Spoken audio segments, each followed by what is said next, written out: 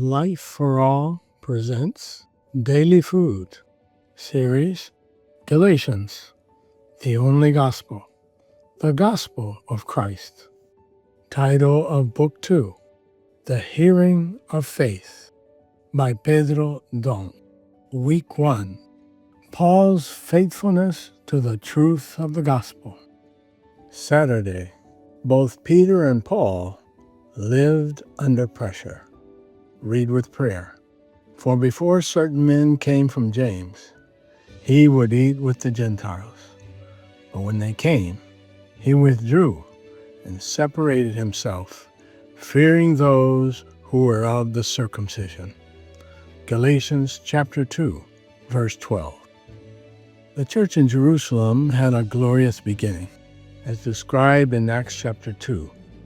From the day of Pentecost onward, under Peter's leadership, the church grew exponentially and had the favor of all.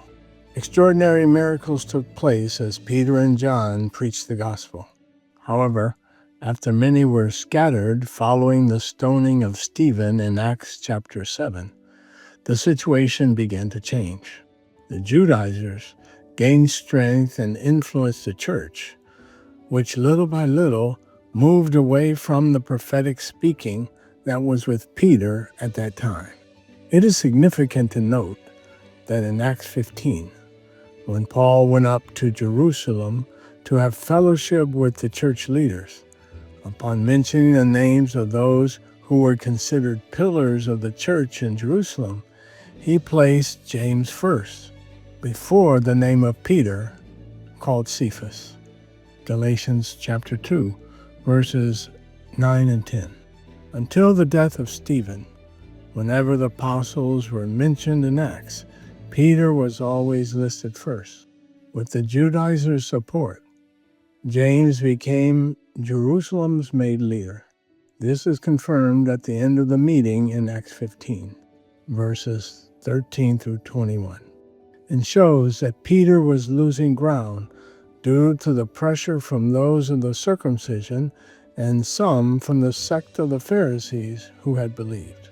Due to Peter's lack of firmness on the matter, he lost leadership in Jerusalem, and this passed to James. Few people realize this. The meeting mentioned in Acts 15 took place approximately in the year AD 50. Peter wrote his first and second epistles around the years AD 64 and 67. That is, 14 and 17 years after the aforementioned meeting in Jerusalem. His letters were written with the aim of shepherding the brothers and sisters who, at the time of Stephen's persecution and death, had been scattered throughout the regions of Pontus, Galatia, Cappadocia, Asia, and Bithynia. Do we now understand what happened in that church? The Judaizers, who remained in Jerusalem, lost their appreciation for the word ministered by Peter and made James their leader.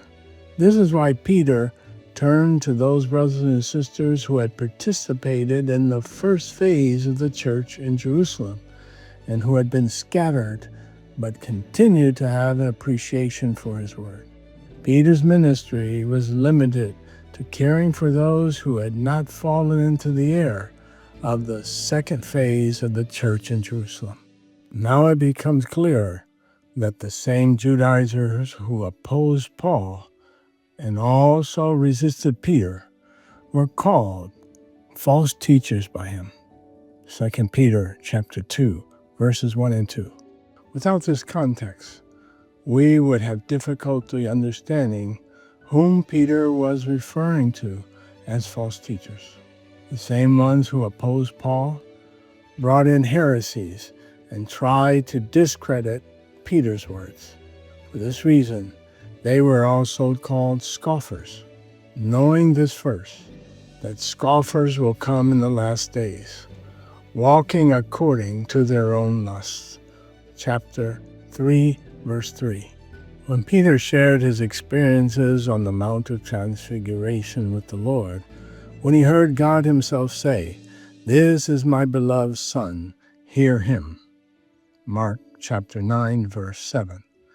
The Jews mocked him, saying that this was a fable cleverly invented by Peter, James, and John, who were present on the mount at that time.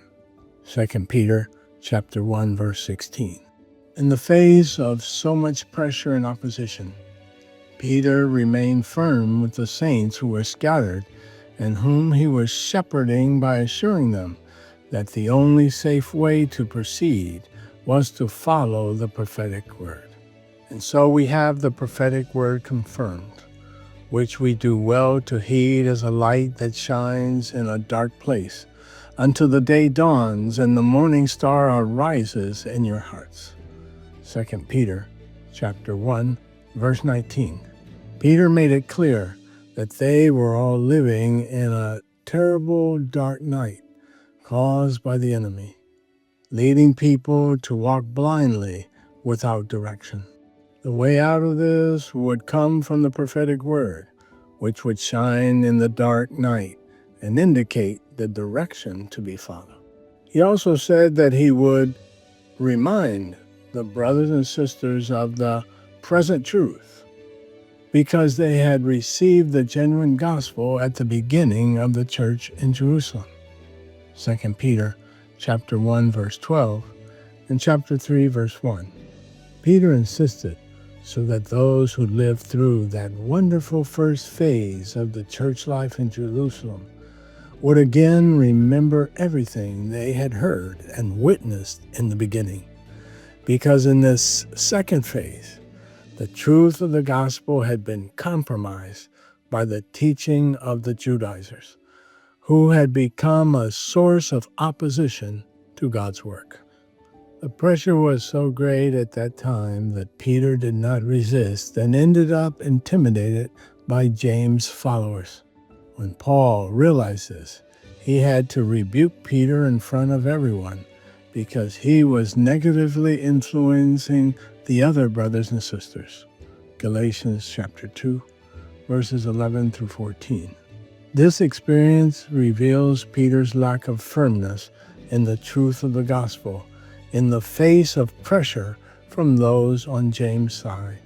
It was Peter who received the revelation from the Lord about the salvation of the Gentiles and about how God made no distinction between them and the Jews. Acts chapter 15, verses 8 through 11. Yet he feared those from James' party and behaved hypocritically in Antioch. Galatians chapter 2, verses 11 and 12. Unfortunately, Peter's behavior influenced others. Verse 13. In a way, the lack of a more determined stance allowed the church in Jerusalem to take a different direction and become a church that practiced the law. Peter did not act correctly according to the truth of the gospel, and the consequence of this lack of courage strengthened the Judaizers, who caused much harm to the Lord's work. Jerusalem took a different direction from what the Lord had established at the beginning. Shortly after Pentecost, became a source of opposition to the Lord's work and pressured both Peter and Paul. This led to the decline of Christians' appreciation for the word of the apostles by the end of the first century. On account of this, the church suffered 19 centuries of degradation. Thank God that today we are restoring the walls of the church through our appreciation for the prophetic word, and that we will never deviate from it. We will not yield even a millimeter to any kind of pressure we may face on our journey toward the kingdom. Jesus is Lord.